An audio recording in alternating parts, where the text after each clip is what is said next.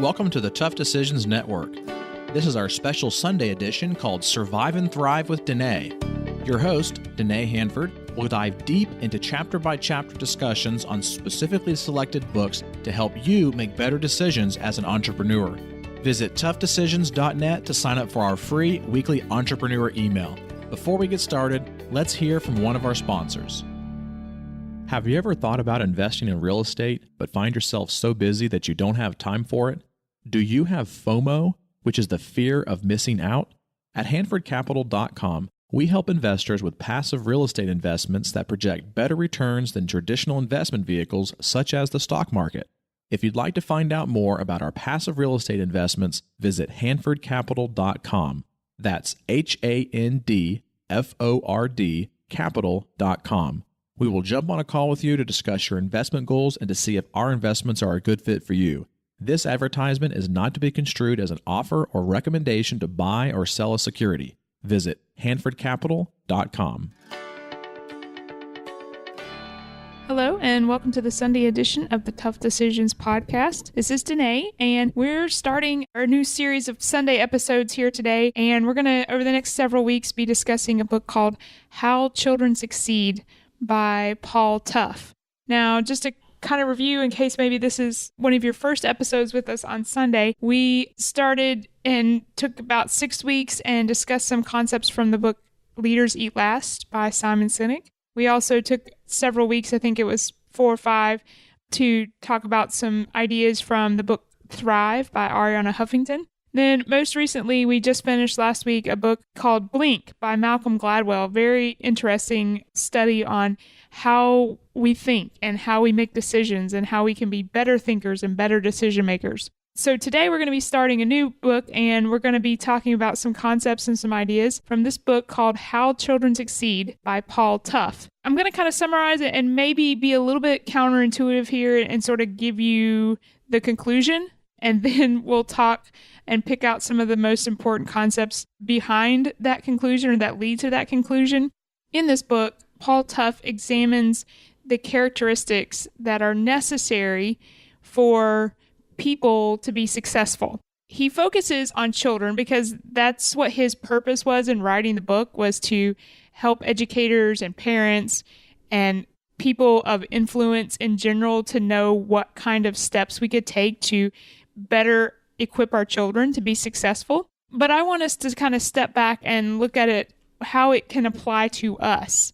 And before you tune me out and start wondering exactly what applications this topic could have to entrepreneurs, I ask you to just give me a few minutes to provide some background, lay some groundwork. And I think you're going to find the topics not only really interesting, but also a challenge to what has become a very popular and maybe just accepted way of thinking, though not completely correct. I think its applications are several for entrepreneurs, business owners, parents, not only to think about what we're doing for our children to equip them to succeed, but also to challenge our own thinking about what it is that we need to have and what it is we need to be as people in order to be successful and to succeed at the things that we are attempting.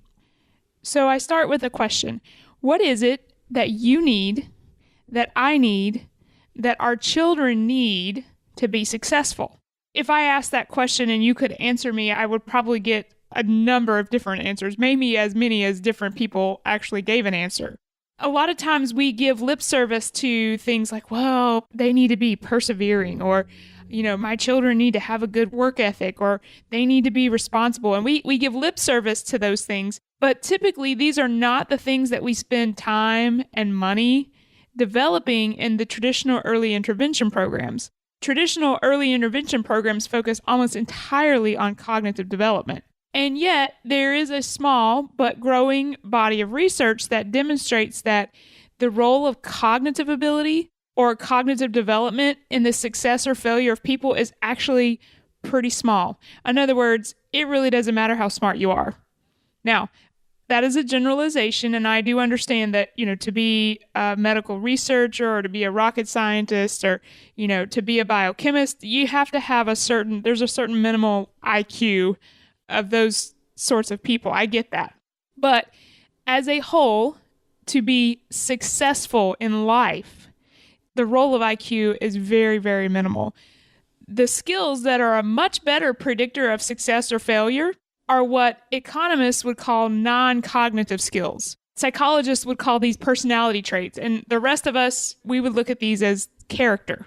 It's who the person is. Things like persistence, self-control, curiosity, conscientiousness, grit, self-confidence. Those are non-cognitive skills. They have nothing to do with your IQ or your intelligence, and they can't be developed just by going to preschool early and learning your math facts earlier than everyone else. One of the things I love about the way Paul Tough writes and the way he presents his ideas is that he uses a lot of real life examples to illustrate his points. He has interviewed and been in contact with a number of people leading early intervention programs, as well as students and young people who've gone through these early intervention programs. And he puts a lot of his interactions and a lot of their stories in his book. I'm going to pull two from the early part of his book to share with you that I think really illustrate well the main idea and where he's going.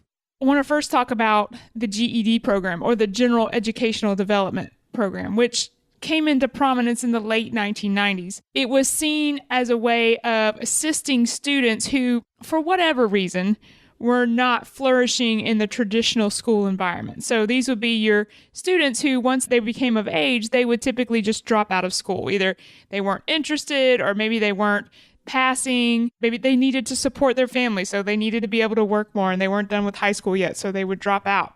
The basis of the whole GED program is the cognitive hypothesis, or the idea that what schools develop and what a high school degree certifies is cognitive skill. In other words, when you graduate and you have a high school diploma, that simply says, congratulations, you know all of the information that is needed to move on in life and be successful. That's the cognitive hypothesis, that you have mentally attained a certain amount of information and now you can have a high school diploma. So the foundation of the GED program is, if that's what high school is for, then if a student can get these cognitive skills without attending school, then who's to say and what's to say that they actually have to go to school? So if they can demonstrate that on a test that they have these cognitive skills, then why do they need to be there? That's the foundation and the thinking and the logic behind the GED program. A man by the name of James Heckman, he was an economist who has been a pioneer in the research of the value of these non-cognitive skills. He decided that he would examine the GED program more closely to find out if it actually had the intended effect on those who chose the GED path instead of the high school diploma. In other words, is it actually possible that people who did choose the GED program could be just as successful as those who completed the high school program and got their high school diploma? Are they truly equal? And I think that's a pretty valid question. I mean, if we're going to spend money with the GED program, or worse, if we're going to spend money educating people in high school, we need to make sure that it's worth it. And if it's possible that you could just take a cognitive test and demonstrate proficiency with information and be equal, then why not do that? So he decided to conduct some research, and he used several of the GED databases to pull his information. And what he found was very interesting. So according to achievement test scores, which in general are going to correlate with IQ, the GED recipients were basically just as smart as the high school graduates, which seems pretty logical. I mean, they took a test that was supposed to be equivalent to testing the things that you learn in high school. They demonstrate proficiency. So, of course, they're going to be pretty much equal in IQ and what we would say their level of intelligence. But when he looked at the path of the GED recipients through higher education, there is where he discovered a huge difference. Let me just share some of the statistics with you. They, in fact, were anything but similar to the high school graduates. At 22, Heckman found that just 3% of GED recipients were enrolled in a 4-year university or had completed some kind of post-secondary degree, compared to 46% of high school graduates. So those who actually made it through high school and received their diploma, almost half of them were either already finished with a post-secondary degree or were enrolled in a four-year university, compared to just 3% of those who received the GED. When he considered other kinds of future outcomes, he realized that the GED recipients looked exactly like high school dropouts, not high school graduates, which is what they were supposed to be equal to. Areas like unemployment rate, annual income, divorce rate, use of illegal drugs. The GED recipients looked much more like high school dropouts in those areas than they did high school diploma recipients. And this was all with the information in mind that these GED recipients were supposedly had this valuable extra credential of the GED, and on average, they were much more intelligent than just a high school dropout. So a person who just completely dropped out of high school and did not take the GED, they never demonstrated that level of intelligence. And so we're operating on a fairly fair assumption that the GED recipients were at least more intelligent than your average high school dropout. And yet, their social outcomes, such as involvement in illegal drugs, unemployment rate, divorce rate, annual income, was much more like a high school dropout than a high school diploma recipient. So, pretty useful finding that Heckman came up with, that essentially the GED was worthless when it came to being a means to improve your life. What he realized was missing from the equation was those non-cognitive traits that we talked about, that high school graduates needed in order to make it through school. An inclination to persist at a boring and unrewarding task, the ability to delay gratification, the tendency to follow through on a plan. All, as it turns out, are really useful things when it comes to persisting in college, in the workplace, and, in life. So Heckman explained, and I'm going to quote here from him, inadvertently, the GED has become a test that separates bright but non-persistent and undisciplined dropouts from other dropouts.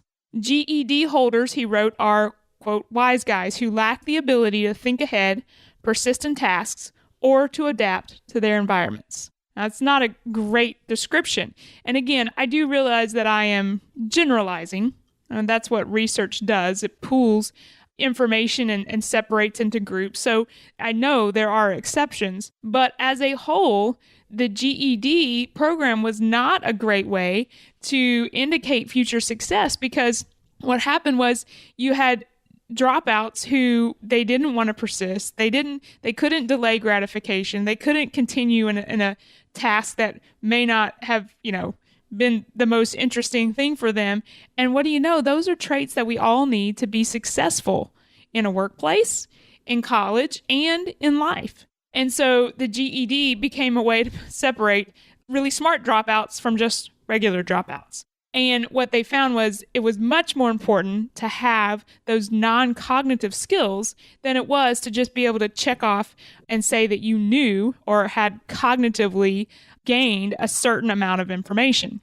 Now, let me give you another example, and this is where we're going to begin to apply some of this information into early intervention programs. So Heckman, he had done this research with the GED, and he began to wonder, okay, so if we know that those non-cognitive skills that are developed through, a program like finishing high school, then is it possible that we can develop and give children these skills a lot earlier, or is it just kind of, they have to be born with it, or it's something that's natural?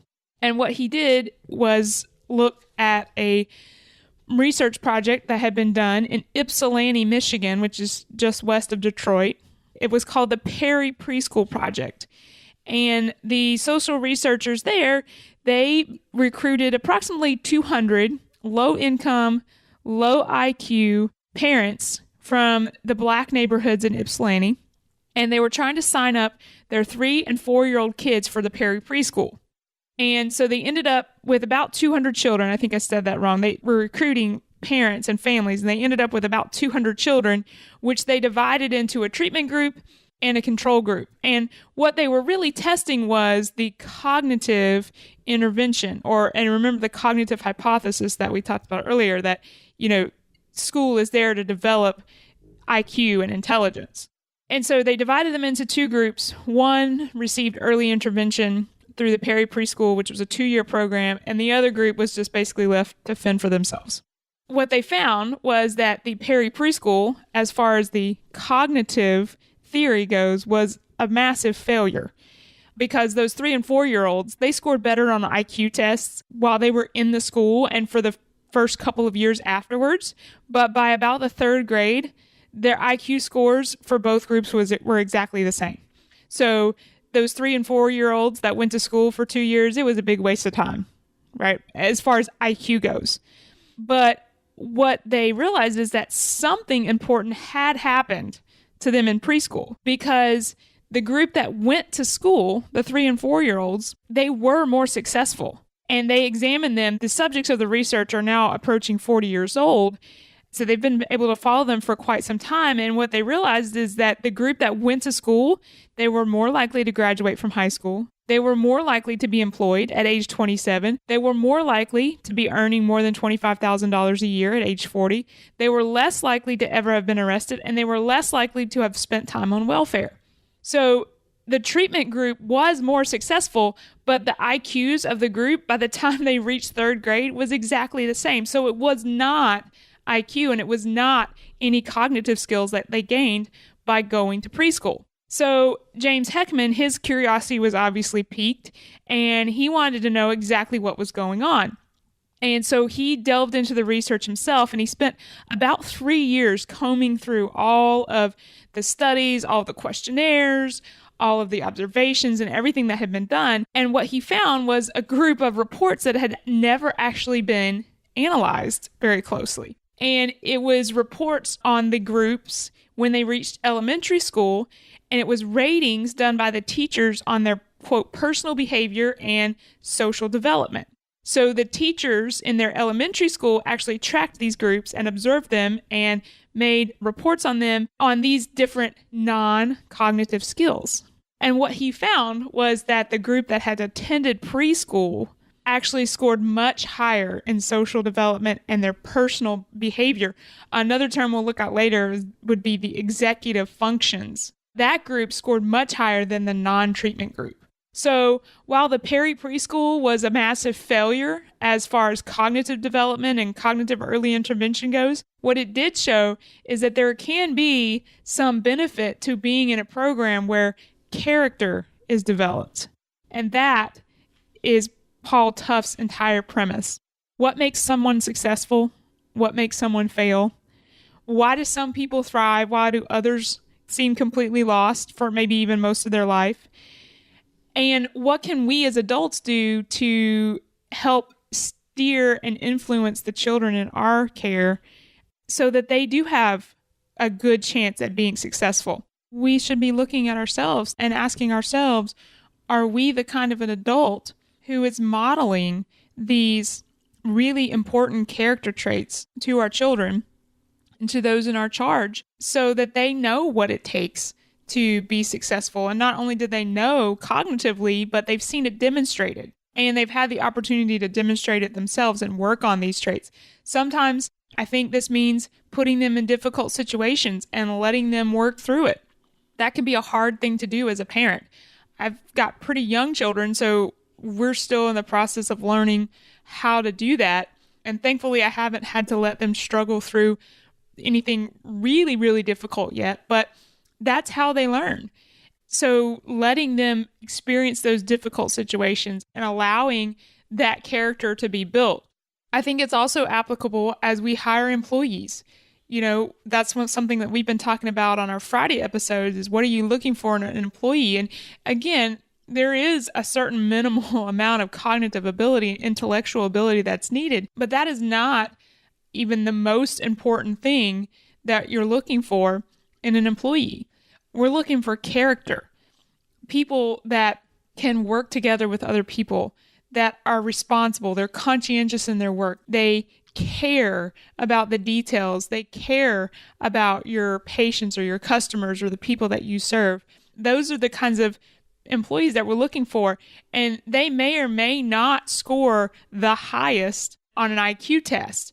Granted, they're going to have some ability, they have to, but they may not be the people that score the highest and show the most impressive score. But they will, in the long term, be better for your customers or your patients or your clientele. They're going to be better for your organization. They're going to be better for their coworkers.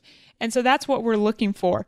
That's what we're trying to also develop. When you have an employee that maybe is a talented individual, but for whatever reason can't seem to be as successful as they should, maybe we need to examine what their non-cognitive skills are. Is there anything holding them back? And as an employer, then helping them work on it, helping them develop those non-cognitive skills. That can be a way that we can have a very long-lasting impact on this next generation. So I'm looking forward to talking through some of the most important concepts in this book.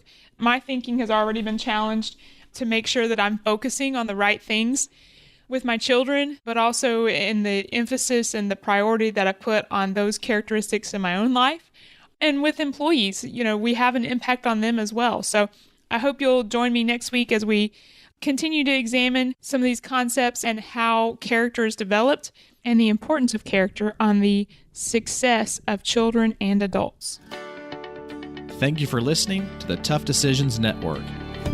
Be sure to visit toughdecisions.net to gain access to show notes for this episode and to join our free weekly entrepreneur email where we will send you news about the latest technology for your business, inspiring quotes, and the latest books for entrepreneurs.